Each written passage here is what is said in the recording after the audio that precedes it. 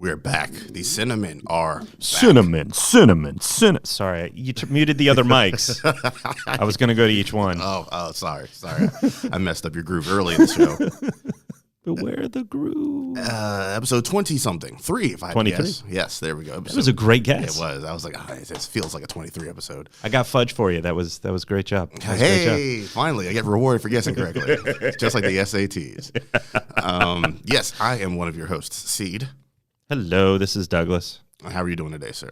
I'm tired, man. I need a nap. It's early, and I already need a nap. 9:55 a.m. I woke up about an hour and some change ago, and I'm also already ready for a nap. It's just a dreary, cold day out, and the weather in Charlotte just can't decide. Is it going to be nice? Is it going to be shitty? Is it going to be hot? Is it going to be cold? Yeah, we get 3 days of 60-degree weather coming up this week, and I love it. See, I would be fine with that, except the changes in temperature and precipitation screw with my head. I have had a migraine for days. It's driving me nuts. You hate to see it. And we're going to talk about Star Wars later, but I got to put this out there at the beginning. When they put out that photosensitivity warning, they're not screwing around. They're not screwing around. They are not. So I'll mention it in more specific terms when we get to that part of the show, should there be time for it. But if you do have any sort of photosensitivity, be advised they're not messing around with this. Yeah. I ended up leaving. I pre-gamed before, but yeah, I left with I had to take some serious drugs afterwards. Ooh, LSD, cocaine? Interestingly enough, LSD derivative. Yes. But no, it's naratriptan is what it's called. So it's in the LSD family, just legal. What's it called? Naratriptan. So you were narrow-tripping balls while you were with it. No. Oh, okay. No, it doesn't do any of that. In fact, all it really does is knock me out so that I can break up whatever is triggering the pain. Some of the other much better drugs, they do nothing for me but cause me to vibrate. So like the Imitrex and whatever else, it's just useless. moving throughout space and time, are you? No, they're not the good. I mean, I've never been high, but everything I've seen in movies, it's never the fuzzy wall. I've never had the fuzzy wall with any of these serious things. It's just, please, dear God, put me out of my misery and let me wake up pain-free. Oh, well, there you go. So maybe I need better drugs. I don't know. Maybe you do. Let's go ahead and kick this bad boy off. All right, new watches. I have personally a long list because it's that time of year. Yep. But what have you been seeing? Because I cut mine down, and there might be some overlap in what you've seen and what I've seen. This is all your category because everything I've seen, I watched about 20 movies in the last couple of days, has been in preparation for the 100 for 100 podcast. Ooh. Watches 100 for 100. 100. Sorry. Yeah. That's all I've just been rewatching or checking out things I cannot talk about yet because they will be somewhere on my list. Oh, okay. That is not revealed yet. So that's what I've been doing and writing said 100-word reviews for it. How are your hands? They're hands. I mean, they're handsome, but I didn't know. It's a lot of writing. It is a lot of writing. It is a lot of writing. So yeah, that's what I've been up to. Things that I can't talk about yet, or things that I don't want to spoil the list. Oh, okay. See, that sounds so much better. Yeah, I can't talk about it. That's very defensive and very well. Thank you for coming on the show. I guess we'll see you later. Things you can't talk about yet. Ooh, exciting. Well, 12 years I spent What's up, in Abrams? Intel, so yeah, it's the mystery podcast. It's been 12 years at Intel, sir. I can't talk about it as my default for everything. Anyway, I'll be taking probably the last 3 or 4 days of the year to try and knock out like 8 or 9 2019 films. There's still a couple on my list of films I haven't gotten around to. Still haven't gotten around to Midsummer yet. Same still? Yeah, I thought you would watch it. I haven't gotten around to... It's hard to get into the long movies with our current schedule, but that's on my list. Yeah, okay, that makes sense. I still haven't gotten around to like Last Black Man in San Francisco or Booksmart or Fast Color Souvenir, The Art of Self-Defense. So there's movies that are on the list that I really want to check out. Booksmart and Fast Color, I definitely recommend. There you go. So yeah, this is all your category, sir. What you've been checking out? Well, out of the long list of things that I've seen, I did go see Star Wars: The Rise of Skywalker, which again we'll talk about later. I checked out Bombshell yesterday. Holy hell, it was far better than I was expecting. Yeah. Just the method of the storytelling. It has that very Big Short. I forget the Vice feel to it. Same dude, different right? Same different writer? director. Different director. Different director. and Charlize Theron both stars and produces in it, but it's directed by Jay Roach. Oh, okay. And I was laughing my ass off. Jay Roach did comedies, didn't he? What's that? Jay Roach did comedies, I didn't he? think so, but I can't remember at the moment. I didn't research that in preparation, unfortunately. But it was incredibly unexpected. I'd heard good things. Well, I've heard actually mostly mixed things. But basically, I walked out of that movie going, men are pigs, burn down the patriarchy. That's just, men suck. Yeah. Because we have a tendency to either go, everything's ours, or I can't be nice to people anymore because it'll be that's not how this works. Yeah, I kind of figured that was going to be the takeaway from that movie. Yeah, but it's just treat people like human beings, and that's, I think, more or less the moral of this story, if there ever was a moral. But basically the people that deserve to be shown as terrible people are, and the people that should be shown as humans, we all have our bad days, good and bad, I think get that as well. But I think there's just no disagreeing that the behavior of Roger Ailes, of which this is based on that true story, scum. Yeah. Just plain and simple. But absolutely recommend that. I am apparently on the outlier sense with Cats, the Tom Hooper joint that came out to the adaptation of the Broadway show. Maybe because I spent time in theater. I don't know if that makes any difference, because all everybody is talking about is how horny the film is. Ooh, but I'm on a watch list now. Because the actors are drinking milk and making noises about it. Ooh, man, I gotta check this out now. And all I'm going is, they're cats. They're doing what cats do, behaving as cats behave.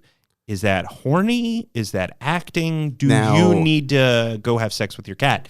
I don't know. Now, are they drinking milk like, No. Okay, then. No. Missed opportunities. Perhaps. And other people, someone else was tweeting like, Taylor Swift shows up and she's got breasts and cats don't have breasts. And I'm going, now I wasn't looking, but I didn't see that sort of human anatomy aspect. I just saw what looked like actors wearing leotards that were taken to the next level through CG. So I loved how the actors were mimicking the movements of the animals in which they were pretending to be. Right. They weren't humanoid, and it freaks some people out, and I don't know if some people are just being overly dramatic for the sake of being flippant or sarcastic or whatever else. It was fine. It has no story. That's what I keep hearing. But the play didn't have a story either. That's also what I keep hearing. like I've heard people like, there's no story. And then people who I guess are defending it are like, yeah, the play has no story. And I'm like, well, let's go back to the guy who wrote this story. Yeah. Andrew Lloyd Webber. Hey, Webber. He adapted it from a series of poems, and every song begins with "My name is" and "Here's who I am," and the song is all about their personality. That's it. Hi, my name is Slim Shady. He was not in the movie. Wow. Though that would have been interesting. Yeah, there you go. That's a plot twist for you. It was fine. I feel no desire to see it again. Jennifer Hudson with Memory just killed it. Yeah. She did. I mean, that's the only song I knew going into it, and she killed it. Word. 6 Underground, Michael Bay. Yes, I did. Was that for an assignment? Or no. What? Okay. I was curious. Did you accidentally hit the play button? No, I did not. I trip. I fell. And all of a sudden it was on the screen. Yeah. Favorite line from Last Boy Scout. You accidentally slept with my wife? Did you slip, trip, and accidentally stick your dick in my wife? Oops, sorry, Mrs. H. I'm so clumsy. I love that movie. I know. Oh God, I love it. Anyway, no, it was on purpose, because I kept hearing how absolutely ridiculous this movie is, and it is. And it tries to be everything at once, which is part of the problem. But it does have some cool set pieces. There's this great thing with Ryan Reynolds controlling magnets, where he turns this giant ship into a magnet, but it's not working quite the way that he expected it to. So everything is sort of being picked up and flung like it's like Magneto's involved. Slam it into the ship, and then when it doesn't work, everything drops back down, and then it gets flung back up again. So I mean, there's some interesting ideas and stuff that's going on here, but it doesn't have the heart that it wants to have. It's got some good actors and some interesting ideas, but I mean, it's Michael Bay at his most Bayhem. Yep. Which I haven't really enjoyed a Michael Bay flick since probably Bad Boys. What about yeah, you're right. Because Bad Boys 2 still bugs me. Yeah, that last 30 minutes did not need to happen. I'm trying to think of what else. First Transformers is decent. Rewatched it recently, and I went, Oh, really? I cringed so much. I was so excited to rewatch it. I had it on HD. I finally got a good deal on it for Blu-ray, and it doesn't age well. Doesn't age well? The sexism in it does not age well. What about the Painting Game? Still haven't seen that, but I keep meaning to. I've heard phenomenal things about it, mostly because of The Rock and Wahlberg. Yeah. All right, what else, sir? Let's see.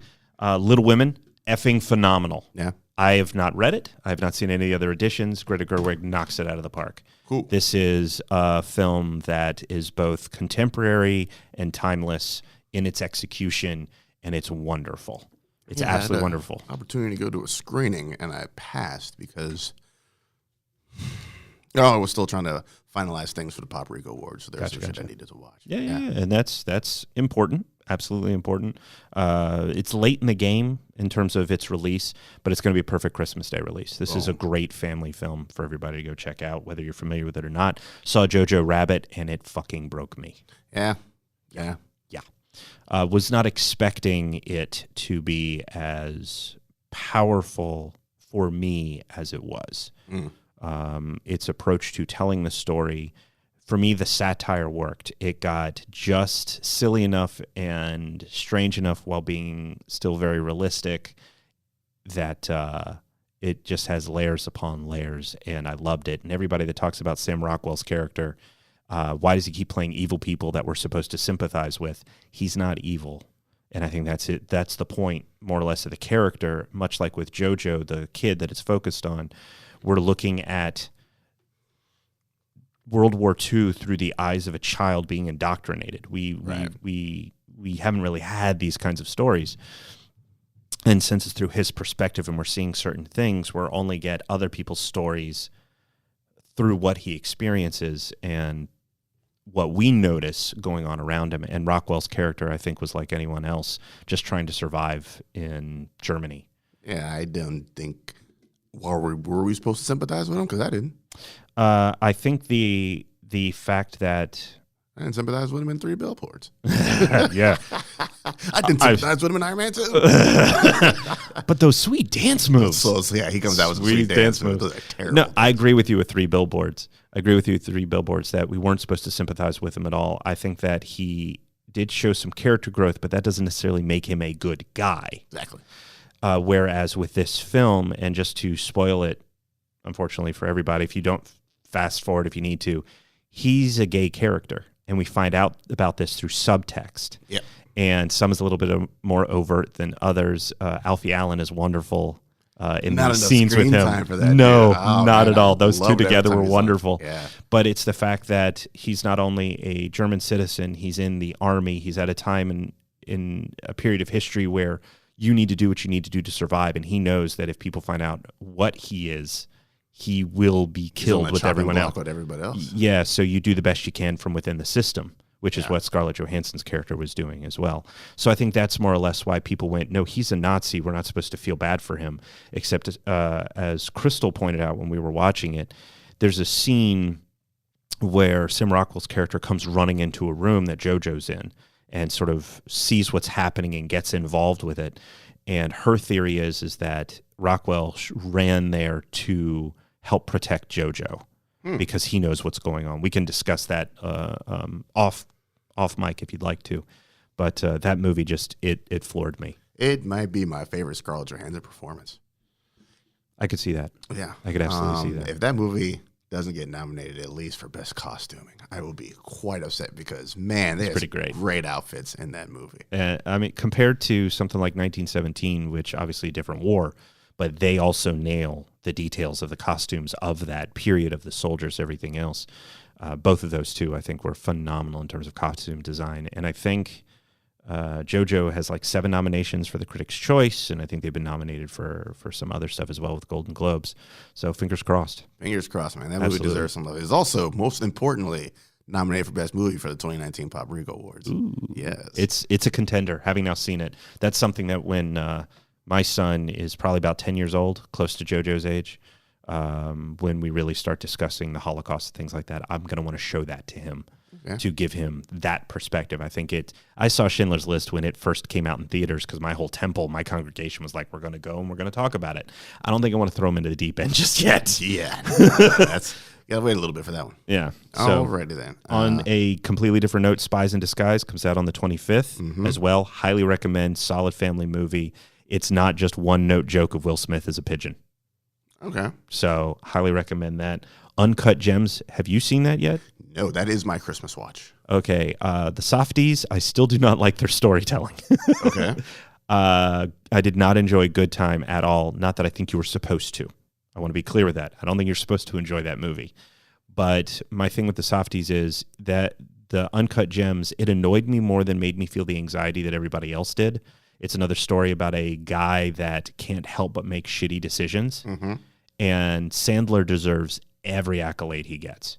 It is one of the best performances I've seen this year. Okay. But I went, okay, I've seen the movie. I can move on with my life. I don't ever need to revisit this again. Yeah, I'm looking forward to this one. I do think it's worth seeing.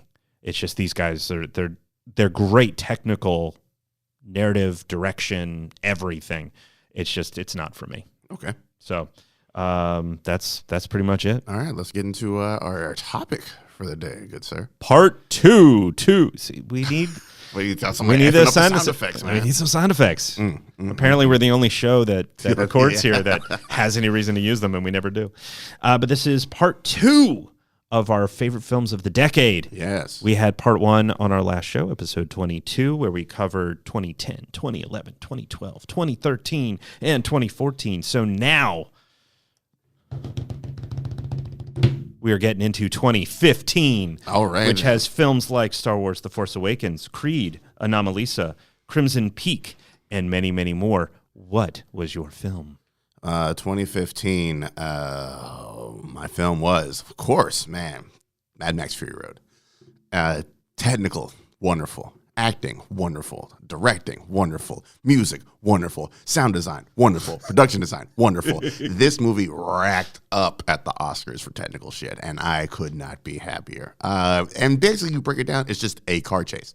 That's what it is. It is a long-ass car chase, but not in the way that, like, I can't stand Death Proof for the fact that it's just one long car chase. Very thin story. Where Mad Max Fury Road, I guess there's stakes in Death Proof. They're just running for their life. But this, the stakes feel bigger, and somehow more smaller at the same time. Yeah. Charlize Theron just wants to get these group of girls buck away from this dude. Yeah. Very high concept, and the wild ride that they go on, and the Max just can't help but help people. Like, as gruff as his exterior is in all the Mad Max films, he, at heart, is kind of just a big softy. And if he sees people in trouble, more than likely, he's going to try to help them out. I love the fact that he is relegated in his own movie to basically a supporting character. This is Furiosa's movie. Very much. And I think this is probably, outside of Monster, my favorite Charlize Theron movie performance. It's nice to see they brought back one of the dudes from the first Mad Max to play Immortan Joe, so it was nice to see a little bit of actor continuity through line there, even though he's not playing the same character. It's just weird, and this old-ass director's just out there still getting it, man. He was just like, fuck it, let's throw it in. I feel like he said that at least like 30 times in this movie. No script. Yeah, no script. Let's just storyboard it and make it happen. And go. And, man, it is a wonderful, beautiful movie. That's one that you got to crank the sound up on if you're watching it. Oh yeah, it's I actually finally, there was a great deal on Amazon. I don't know if it's still going on. Buy two for $30. So I got a whole bunch of $25 movies. Well done. For $15. So I finally got a copy of Mad Max Fury Road in 4K. And yes, I threw that thing in the other night. I was in between. I'd gotten out of Connor's room and I was waiting to make a phone call. And I was like, what am I going to do? Oh, I think I'm going to have to watch the sandstorm sequence of Mad Max Fury Road. Yeah. That whole movie, it is so beautiful. It's not just the technical aspects that make it wonderful. It's also the way that the visuals are presented in there, and it's not just that sandstorm, although that is amazing. It's the way that Max gets out of the sand when he's been covered in it. Slow-mo shot. It's Furiosa realizing that everything she's been working towards is gone. and that I've seen her down on her knees. Yeah, she strangely enough got tweeted out by a lot of people as soon as the election results were rolling in 2016. So strange, Yeah. so weird. But it's such a beautiful film. The Black and Chrome edition, if you haven't seen it, I haven't. Check it out. Yeah. Absolutely worth checking out. Actually, as I understand it, if you get the digital version of the film through iTunes, it automatically comes with Black and Chrome. Whereas you can only get it Black and Chrome on Blu-ray, no 4K. But if you get the 4K, it usually comes with the digital code. So, boom. Bob's your uncle. And there's that sale going on. So, anyway, hey, I use that to pick up some stuff that I hadn't seen yet, like 2001. I'm laying in wait, hoping Criterion as an end of the year sale. Laying in wait. I'm trying to get this into the mic. That's my hands rubbing together. No, I totally get that because they've done one or two already this year, I think. So yeah. No, I totally get that. But no, that's actually my 2015 movie because how can you go in? There's so many movies. Everybody can like whatever the hell they like. Obviously, you and I disagree on so many things not disagree, but have different tastes and whatever else. But that movie, I left that film going, what the F did I just watch? Yeah. I don't think I liked this movie. Why did I watch this movie? And then I thought about it more, and I went, I need to see it again. And so I went and saw it, and then I went, yeah, I need to see that again. And so I went again. It was so hard for me in 2015 to get out of the house to see one movie, let alone keep going to see Fury Road. This movie just crept underneath my skin in such a wonderful way, and it gets better and better every time I watch it. That is interesting, sir. Yeah, I walked out like, everybody needs to go see this movie. You there, random theater employee, go watch this movie. I'm sure you were at the test screening before they ran it. Go back. No, it goes to the subjective nature of film in that when we go see something, sometimes we walk out going, that was amazing. And then we actually think about it and go, nah, that's kind of shit. And then the opposite will happen where we go, I have no idea what I just experienced, but then you keep thinking about it and thinking about it. And it just gets there. And it did. George Miller just totally got there for me. George Miller did it. All right. What's your 2016, sir? 2016, which brought us movies like Pop Star, Never Stop, Never Stopping. Have to mention that movie. That movie rules. Arrival, Zootopia, Deadpool, Moonlight, La La Land. Should have done those in reverse order. I'm sorry. That would have been funny. Yeah. 10 Cloverfield Lane, Kubo and the Two Strings, The Handmaiden, Don't Breathe. I went with Sing Street. Yeah. All right. I went with Sing Street. That John Carney joint is amazing. The soundtrack for it, for me, more the original songs that he developed for it, more than the Cure and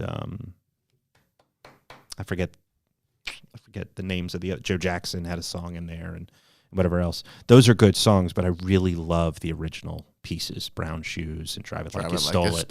Oof. There's just some really good tracks in there, and it just captures that feeling of being young and feeling the sense that you want to do more, and how do you get that done, but while also falling in love and knowing that this could work, this might not work, but like anything else, it's all a gamble, and still going for it.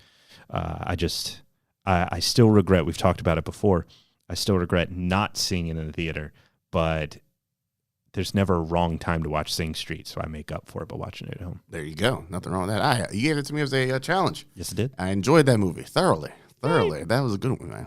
Thank you for that challenge. You're very welcome. I also wish I had seen that in theaters. I remember one of the people of Collider was trying to tell everybody about this, and they're like, yeah, whatever. And then, like, maybe 2 months later, they're like, we all should have listened to him at the beginning. This movie's amazing. So if you haven't seen it, now you got something to watch over the holidays. 2016, man, there was only one thing for me. Sing Street? No, also Sing Street? Unfortunately, no, sir. For me, it was Arrival. Ooh. Denis Villeneuve, which we will be talking about again in short order. That movie is beautiful. Both technically and just the story is beautiful to me. I've often said on various podcasts on the Pop Rican Network that the best science fiction is exploring humanity through science fiction. The further we go out, the further we go in. And that is done quite well in this movie. And it is the most benign alien invasion of all time. Yeah. It came down to like, hey, motherfuckers, help us so we can help you later on. Yeah. It's a quid pro quo of aliens. It was beautiful. It's a love letter to language and discovering language. I'm such a fan of word uses and word choices, and just seeing her finding ways to communicate. It's beautiful to watch a whole thing unfold. And then you got Hawkeye in the background there, doing his best to kind of keep up with Amy Adams' character. And then, and there's always that human element that just comes in there and fucks everything up, right? Because we're horrible people. We're horrible people. Yeah. And the alien's probably like, man, fuck these guys. Let's get out of here. It's just a wonderful one. It's slow. It's methodical. It is well paced out to me. It breathes. It gives us time to just sit back and just enjoy the ride. We're not rushing anything. Very little action in there. It's just, it is a good, thoughtful piece. I think Arrival is amazingly beautiful. Some of my favorite Amy Adams work, as she is one of my, if not my favorite, working actress today. This movie is a huge reason of why that is the case between this and Nocturnal Animals. Go check out Arrival if you haven't, man. That was a day one Blu-ray purchase when that hit the shelves. I got a screening of it, or I got to go to a screening of it, and I got to said screening late. I was in the front row, far right seat, so I had to have my neck craned up and to the left, and no complaints whatsoever. I was in that exact same seat for Passion of the Christ, and I was like, Jesus Christ! yes, that's who was up there. Yeah, he was having a rough day. He looked down the screen. He's like, "Yeah, what can I do for you?"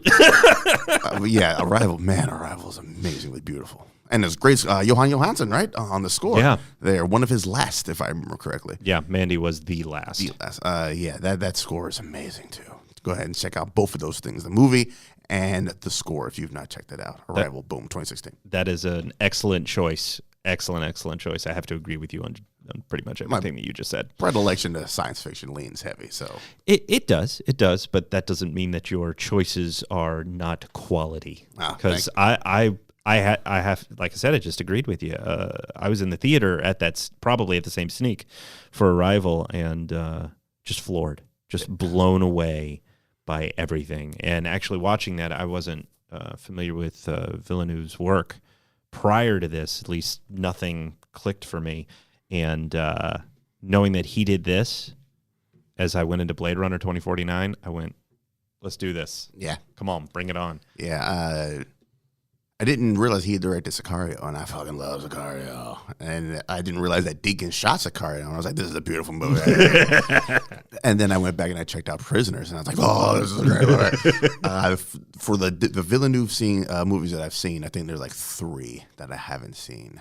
All are amazing and wonderful. That's why I have full confidence in Dune at this time next year, because I've seen what he can do, and I know he's got a great cinematographer with him. So just bring it on.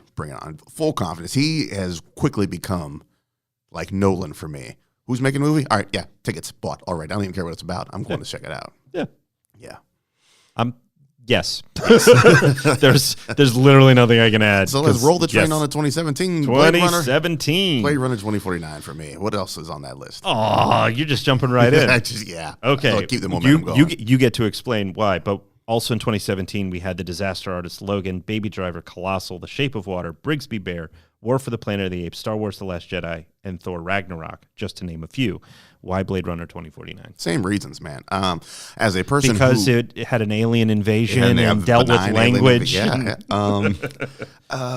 a person who often, multiple times, loudly and clearly stated hates Blade Runner, I was like, they're making a sequel? I don't give a fuck about this. Oh, it's Villeneuve? Yes, sold tickets now. Oh, and he's bringing Deacons with him? Yes, give me all of that. First Oscar, well-deserved. Well-deserved. He probably should have got one for Oh Brother Where Art Thou, but that's a different story. Probably should have got one for Skyfall, but that's a different story. He definitely should have got one for Skyfall. So many different stories. So many different stories to tell. Deacons and Villeneuve together. Are you Maz Katana? That's a story for another day.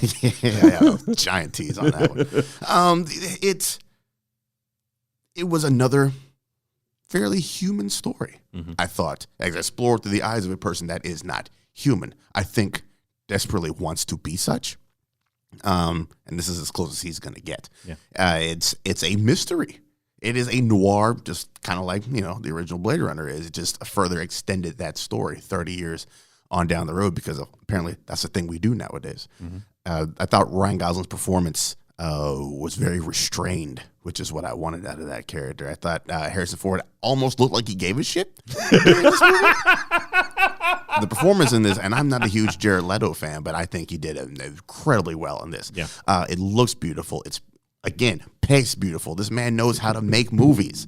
And it's just, I have no complaints. I think I gave it 4.5 out of 5 was my review for this bad boy. It's just a wonderful movie. It's something where you just get a nice dark room and you turn that bad boy on and you just sit and watch. I just got a 4K joint, 4K TV.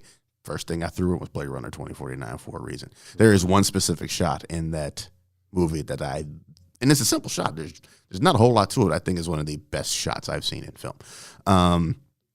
Yeah, it's just a great story, man. Which one? Which shot? When he goes in, when Kay goes in to talk to who we will later find out is a Deckard's daughter, and she's sculpting that forest. The scene starts with a shot of light coming through trees, and it is a perfectly beautiful shot to me.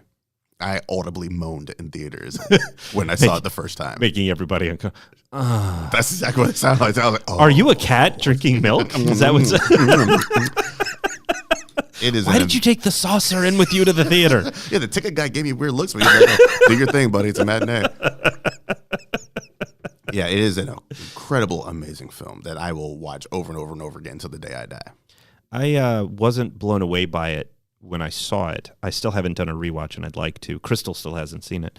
The big reason why I wasn't blown away by it is that I figured out the mystery. Yeah, I figured it out too, but I was like, I'm just going to enjoy this fucking ride all the way through. Looking at it as I had to, because I was doing it for a review, that was one of those things that sort of took me out. Well, I didn't figure it out. It was a joke I made before, and I was like, "What? Deckard and old girl had kids? Was that what's this movie going to be about?" And I was like, "Oh, that's what this movie." Well, for me, it was I figured out who it was. Okay, yeah. So it was like, well, I already know how this movie's going to end. Yeah. Let's see how they get there. And so for me, having had that problem, it was harder for me to become more engaged with it. However, the performances, everything you've mentioned, gorgeous, amazing, and it put Ana de Armas on my radar. Yes, her performance is so heartbreaking. Yes, so wonderful. They're like, yeah, she's in Knives Out, and I was like, oh, old girl from Blade Runner, yes. And I can't wait to see her as a Bond lady. Yeah, when you put, and I was showing Crystal because again she hasn't seen Blade Runner. I showed her Knives Out, and she knows that I've been talking about Ana de Armas for a while. And it's like, this is her. This is Marta. Now, she had seen, before watching Knives Out, the trailer for No Time to Die. And I went, and this is her in this. And she was like... Completely different people. Wow. Completely different people. Yeah. She has incredible range. And yeah, the costuming and the makeup helps. Yes, it does. But it's the ability of the actor to make these transformations believable. So I agree with you completely. Yeah, get on that Blade Runner 2049 and watch or rewatch. Set aside some time later on this year. Watch. Whereas mine, on the other hand, I have rewatched a couple of times, and for a very different reason. It's amusing you mentioned it earlier. 3 Billboards Outside Ebbing, Missouri. Damn good movie. The McDonoughs. It's Martin, and all of a sudden I can't think of his, I think it's Neil? Neil, I think. The two of them have done some of my favorite movies. In Bruges, unfortunately, I did not like the first time I saw it. I think my problem was, and I haven't rewatched it, I keep meaning to. I've got it on, I think, Hulu or something where I can watch it, or Netflix. But the trailer suggested it was a comedy. This is far more of a black comedy, but also more of a drama. Yeah. And so because it didn't have the energy or the rhythm of that, I struggled with it. Whereas 7 Psychopaths, by the time I'd seen In Bruges, I sort of knew what to expect. So 7 Psychopaths I'm rolling with. Yeah. 3 Billboards Outside Ebbing, Missouri. I knew this was going to be dark. Might have some comedic elements, but it's mostly going to be dark. And this has some of the best performances of that year. Frances McDormand, I believe... Well-deserved. Yeah, she won the Oscar, I think, for that one. Sam Rockwell, I forget if he did, but he was certainly up there for that one. Best supporting it's actor. a phenomenal performance. Samara Weaving is great in this movie. That's right. She plays John Hawkes, the ex's new girlfriend. The young joint. Yep. Yeah. And now having seen her in Ready or Not, and I'm looking forward to seeing her in Bill and Ted 3. Bill and Ted Face the Music. But... she is another actor who is incredibly capable in just about any genre you put her in. Yeah. So it's just a film that it just hits me in a certain way. Catherine Newton has a very brief role if you're familiar with her. Yeah, that scene of Who gets thrown out that window? Is Sam Rockwell the one who gets thrown out the window and then rolls No, off? no, Or no. does he throw somebody out? He throws somebody out because he's the asshole. Yes, that's right. The kid has 3 names. It's Caleb something. He was it's the in Get redhead Out. dude. Yes, Yeah. he was in Get Out as the brother, and he was also in Tyrell, which was really wonderful. Yeah, I've seen him in a couple places. I'm like, yep, that's that guy. Don't trust him ever. Just got one of those don't trust him faces. Yeah, good, damn good movie. I'm glad I went and saw that one. Too many people were talking about it, and I was like, I guess I got to go check this movie out. And they were right. I'm so glad I did. Yeah, they were right. Frances McDormand giving the Oscar speech of the decade when she won that bad boy. That's one of the memorable ones. I'll say that. Yeah.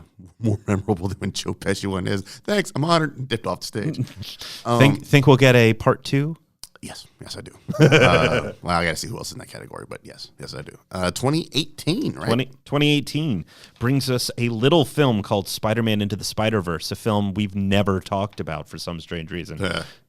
Sorry to bother you. I know one of your favorite films of that year. Elephant Dicks.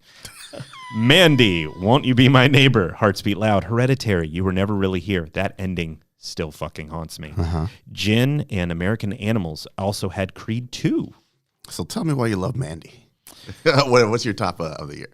My favorite of that year is another sort of messed up joint called Madeline's Madeline by Josephine Decker. So now we have bumped up to our first list of best of the year. Best year. Yeah. We did our official top 10 last year, probably around now. This year, I think we started out the year with it. Yeah, maybe in January. Yeah. We're potentially doing that earlier this year. We're still working out those details, but this one was by far not only the best film, but my favorite film, Madeline's Madeline.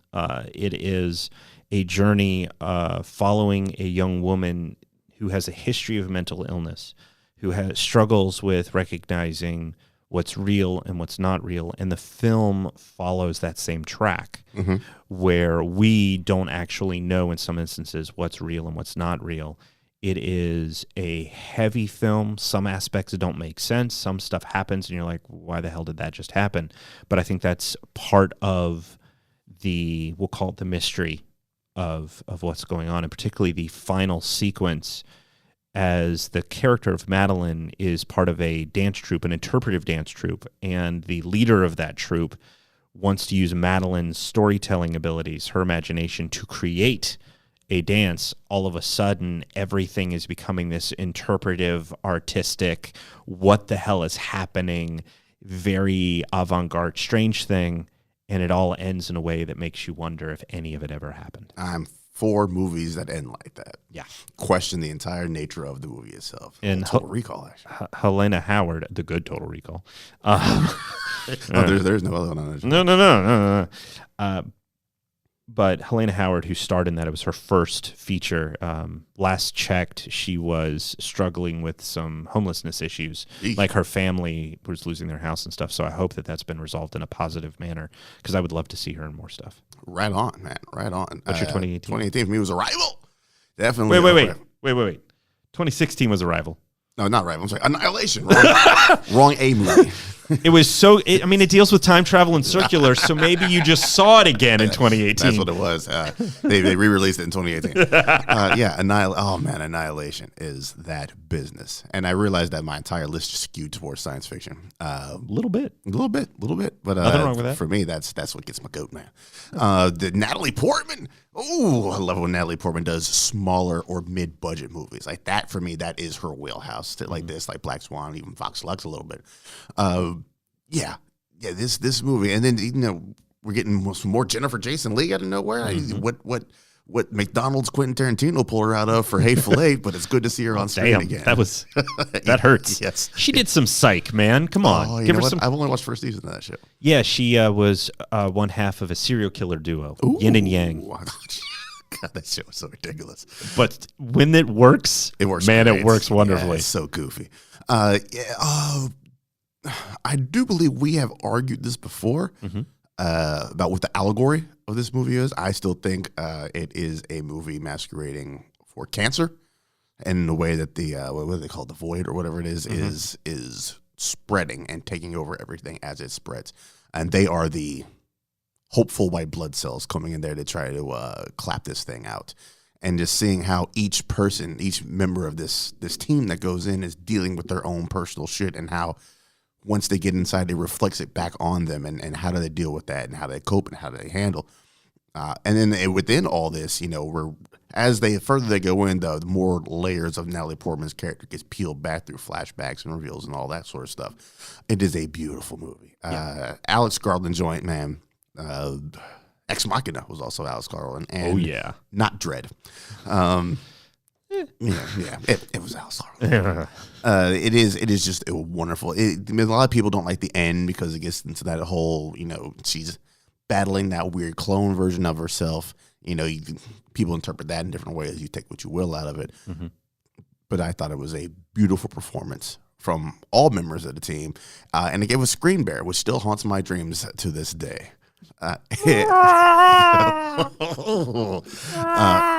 Annihilation is a wonderful film. A wonderful film. I'm glad you feel that way. Yes, I remember. Yeah, I remember it was not your. It for some reason did not work for me. Yeah. I really don't know why, because I missed it in the theater. Mm-hmm. I couldn't attend the screening, and just fortunately things go the way that they go. But I bought it. That was a day one purchase, and I was like, "Crystal, sit down. We're gonna watch this." She still hasn't seen Ex Machina. She loves Dread. I was like, "We're gonna do this," and then we both finished and was like, "That was a movie." Now, keep in mind, I agree with you on terms of performances and everything else. It's just for some reason, I just didn't walk away from it having felt like my mind was blown. And I don't know if some of that was expectation, excitement, or if just something about it just didn't work for me. As far as the allegory, I'd have to check the tapes, and I'm too lazy to do that. But the way that you describe it, it does sound like something that would be applicable, that it would be that cancer cell, white blood cells, et cetera, et cetera. I do at least like and appreciate that notion. I feel sorry that it came out 2 weeks after Black Panther, or maybe the week after Black Panther, and it got completely, buried in the well-deserved praise that Black Panther got outside of Terry Gilliam. But yeah, I hate when the sorry, that my brain just picked that up. Oh God, because my brain went, no, The Man Who Killed Don Quixote came out this year. Why would Terry? Oh. Yeah, his recent comments. God, I'm sorry, but dude, for a guy who's made his bones in surrealist, far-fetched, ridiculousness, he was looking for reality in a science fiction-based fictional country. Mm-hmm. Yep. Okay. That's y'all's boy. Whoa. Whatever distances him from me, that's y'all. Any one of y'all. Don't put him on me. It completely got overshadowed, but it's still a worthy movie if you've not checked out Annihilation yet. Wonderful, wonderful. Well, for one, and this is just all supposition, this is all guesswork, I would imagine that, no one expected Black Panther to be a powerhouse that it was, which in hindsight is black people weird. I went to an opening night screening like that Thursday night because they didn't do a screening here in town. Yeah, they did. And if they did, I was not able to get the D23 tickets I was there that were available. People were dressed up. People were dressed up in traditional African garb, and I was there. I was like, yes!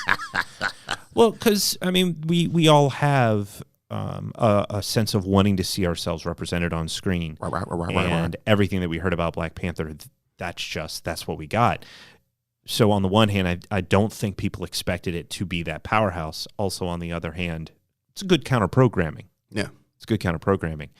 At the same time, I feel bad for any film that's not Skywalker in theaters right now. Yeah. I honestly do, because opening weekend, that's what people are going to want to go see. Mm-hmm. It's 42 years in the making, so I get that. So good luck. Yeah, right. Counter-programmed as hard as you can. Yes.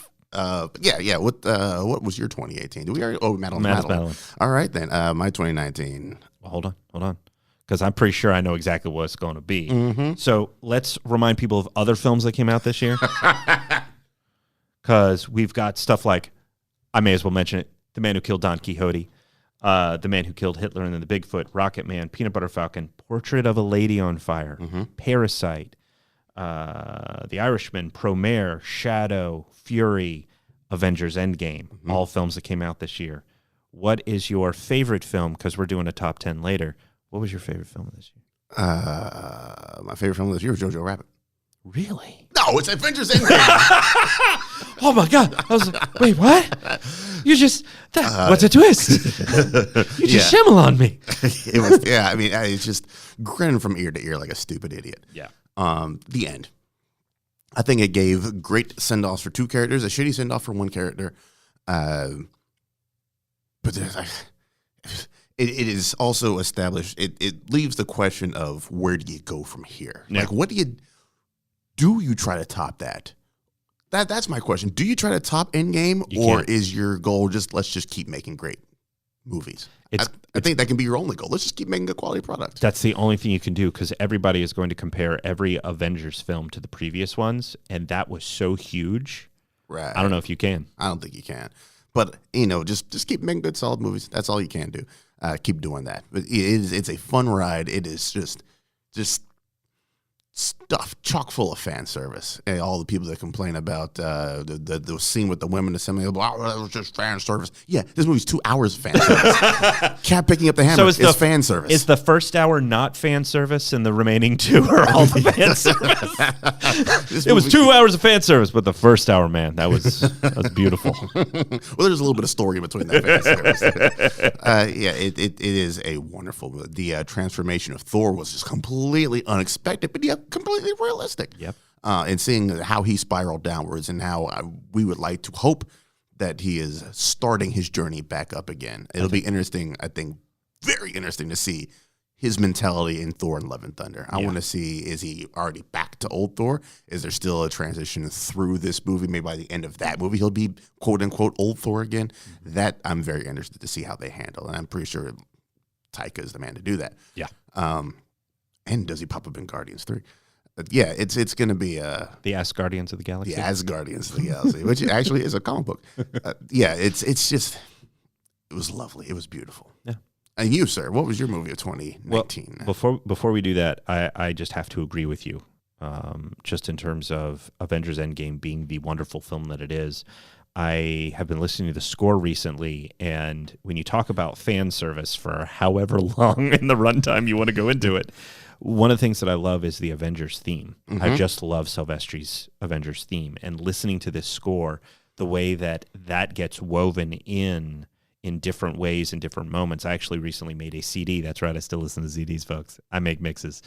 And I put on there the Portals sequence, which my son, having not seen Endgame, apparently has started to be like, can we listen to that again? Yeah. It's just, it goes through so many different moods of sorrow to surprise to determination as the song progresses. And when you hear that Avengers theme, you just swell with excitement. Right. And every time it comes on and Crystal's there, she goes, on your left. Which, strangely enough, she's usually on my right. But whatever. She's left-handed. We can't trust her. So, but I have to agree with you. Although finding out that one of the original ideas in Endgame for the introduction of Captain Marvel would have seen her be knocked out, and that the female group, the A-Force, right? Yep. That they would have actually gathered to protect her until she can recover. Oh, that'd been kind of dope. That's what I'm saying. That would have been really interesting, but it also, as I understand it in the original sequence, would have given Pepper more to do. Ooh. As sort of in a leadership role of that group. Whereas I must say, in hindsight, if you take away the yes of it all, seeing all these women, the combination of women that are powered and not powered running together to protect Captain Marvel, it's like, y'all aren't even on the same playing field power-wise. How are you supposed to protect her? But at the same time, we weren't going to get that moment in any other time, and it works. Yes. It does work. Oh, it works. So I'll take it. I was so slow on the uptake on that scene. Oh! Because you were like, what are we looking at? Yeah. I don't know. Let's look at... Oh. What a coincidence. All the women, that's just so, I guess, chips fall where they live. Oh, this is purposeful. Although I will say, in terms of that sequence, it's one of the things that bugs me about Captain Marvel, even though I didn't love that movie when I first saw it. From a analytical perspective, I don't particularly like the film, but I keep rewatching it. Yeah. I do. and watching the sequence when she is just destroying spaceships and destroying the big bombs that has Ronan being like, what is going on? Let's get up out of here, guys. I'm coming back for her, but what the hell?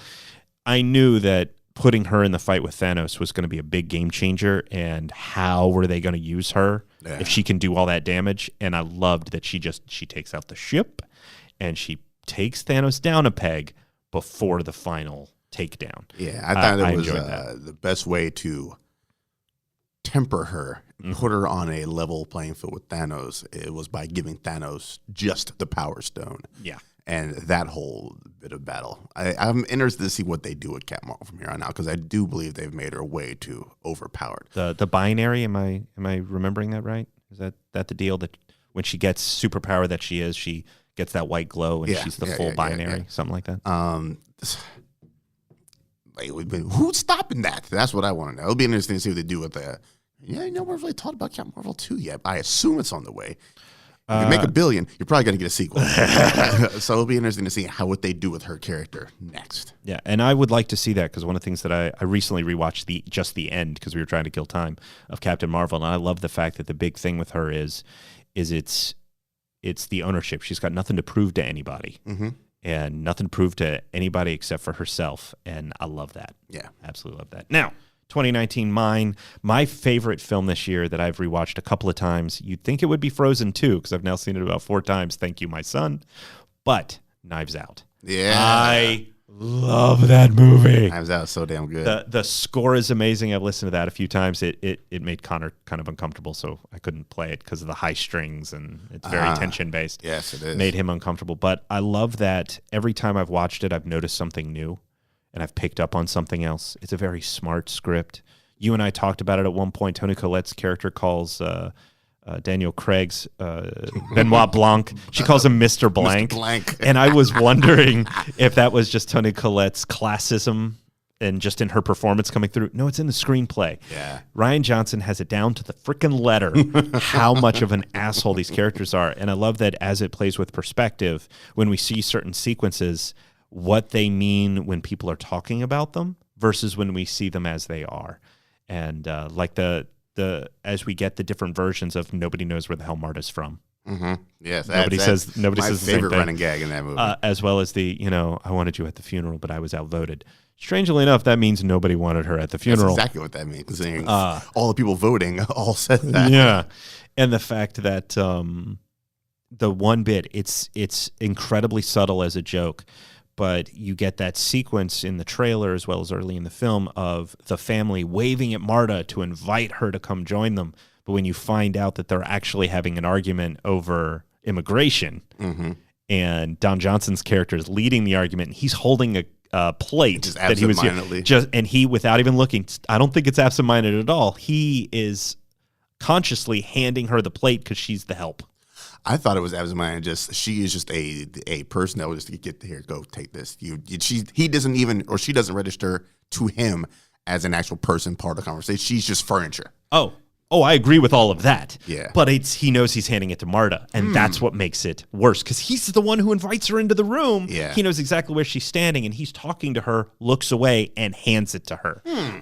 It is so fucked up. It makes me laugh every time in just the worst way, because you shouldn't be laughing at it. Yeah. But it is a brilliant film. I love everything. Noah Segan's character, who is just the fanboy, happy to be there. Yeah. And yet still part of the process. He's still a valued part of that process. Ryan Johnson just revealed how you can watch the commentary or listen to the commentary while watching it in theaters. He says, just download this file, put in your earbuds in the theaters, put the volume down. When you see the Lionsgate logo, that's when you hit play, and make sure to turn your screen off, he says. Yes. I had Monday off. I was going to go watch it again, but no, I got drug into work. So I got to find time to rewatch this movie in theaters before it leaves. It is so good. It is so good. It I am lucky. Will this lucky commentary be on the Blu-ray? I better be. If you got Fingers one crossed. you have to be on the Blu-ray. Fingers crossed. Would absolutely love that. And speaking of, only because it's the one thing I'm interested in, speaking of films from 2019, iTunes. If you enjoy Joker, iTunes is the only way to get a director's commentary, which upsets me. Yeah, I would be interested to see why he made the choices. And then the other half of me is like, I really don't care. Having looked at the screenplay for a few things, knowing that they made changes in the script as they went, I'm curious about how those changes from screenplay to screen continue further, and I would like some explanation. Okay. I would. So I don't know Todd Phillips from a hole in the wall, so I am definitely curious in that regard. Well, I only got a couple minutes left, sir. We got to get into our challenges. Well, then let's end on a positive note, so I'll go first. Okay, then. Because no matter what you think, your movie was far happier than mine. You challenged me to watch Marriage Story, a movie which I needed to see anyway for voting purposes. It is a Netflix original directed by Noah Baumbach, starring... the husband of Greta Gerwig, right? I forget if husband or if they're dating. Oh, okay. But those two together, Greta is a phenomenal writer and director. I have not, that I can recall, seen her act. I have not seen Frances Ha, and I'm not familiar with some of her other stuff, but as a director and writer, she is fantastic. I really enjoyed Lady Bird, as well as we've already discussed, Little Women. Marriage Story it created flashbacks for me. I am a child of divorce. My parents finally separated and divorced, or they separated my senior year of high school, or right before my junior year, and finally got divorced while I was in college. It was a deeply uncomfortable time. Not that they shouldn't have been, not that they should have stayed together. They needed to be divorced long before then. But just sort of seeing it from the parents' perspective, knowing more or less what the child was going through, even though we don't get much of Henry, their son's perspective, was deeply, not traumatic, but it just sort of put me back into that frame of mind. I found it interesting that the whole production of the film is almost play-like, which makes sense considering that Adam Driver's character is a director and Scarlett Johansson is an actor, and they, for a good portion of their equal careers, were working together in a theater troupe. That so much of it was shot with close-ups or a long-distance shot where everything just happens and the camera doesn't move. Right. Or the fact that transitions happen with the lights going down and then coming back up, but they're still seamless in that the way that one thing was conveying, you can get that emotional connection as it shifts to someone else. And it's always about Scarlett Johansson's perspective as Nicole, or Adam Driver's perspective as Charlie. And I can see both sides of what was driving them to make the choices that they made. And I loved the fact that we never get concrete answers to certain things. We only get the situation and how that person reacts to it. And I think whether you decide that you agree with Nicole's decisions or you agree with Charlie's decisions has to do with what you bring to the table, which is, I think, particularly important. And purposeful. And very purposeful, very, very purposeful. Because as these things happen, you end up taking sides, consciously or unconsciously. You do. And that's what happens here. But I loved that there wasn't a happy resolution. It was lifelike. You're right. It was lifelike. It was sort of a rough way to end my day yesterday. But hey, you're welcome. Thank you.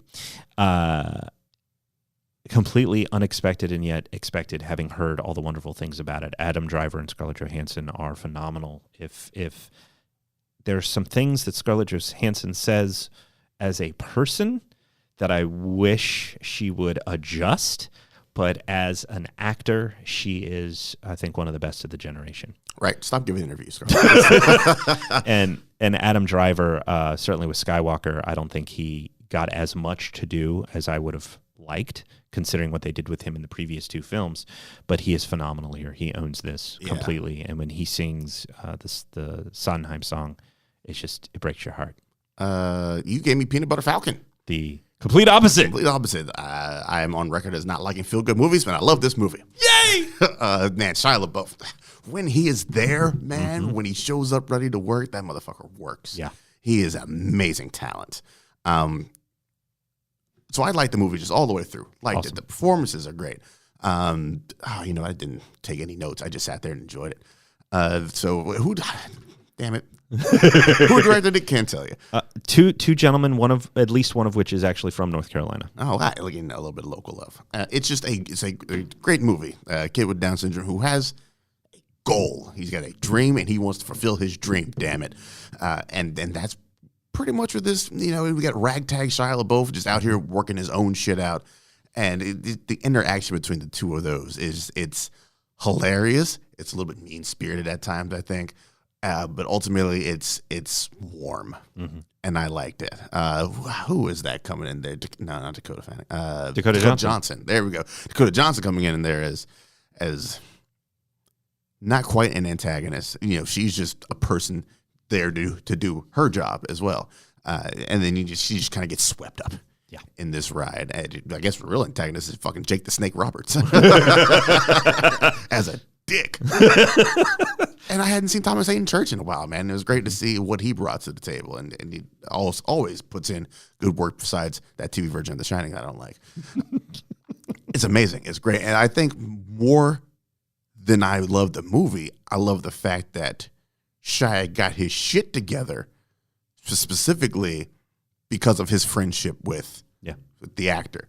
And I think in real life, not just in the film, movie, in real life, because he got arrested during Dewey. I think it was a Dewey he got arrested for, and he cleaned himself up because of his friendship with this guy. And that I was like, oh, this makes this movie even better. Yeah, Zach, apparently, for those of you that don't know, that's the name of the character as well as the actor, just spelled differently. But Zach met the two directors at a camp that they were attending, and he said, I want to be an actor. And they had to tell him, sorry, for someone with disabilities, it's often very difficult. And he was like, well, then make me one. Yeah, make me a movie. And they were like, okay, we will.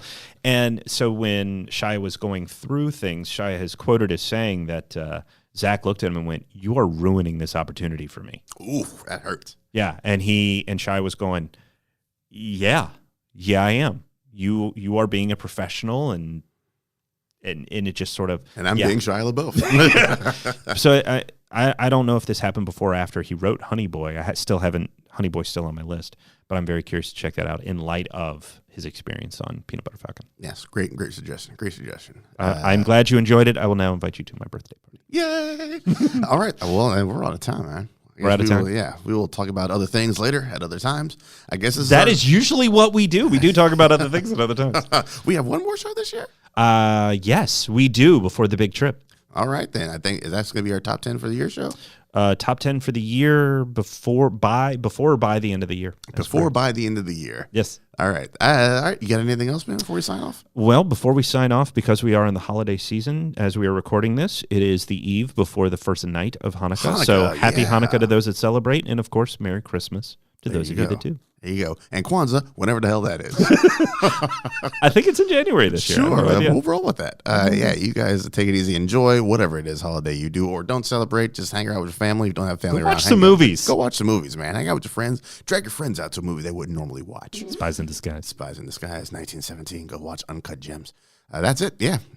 Take it easy, and we will see you next time around. Later.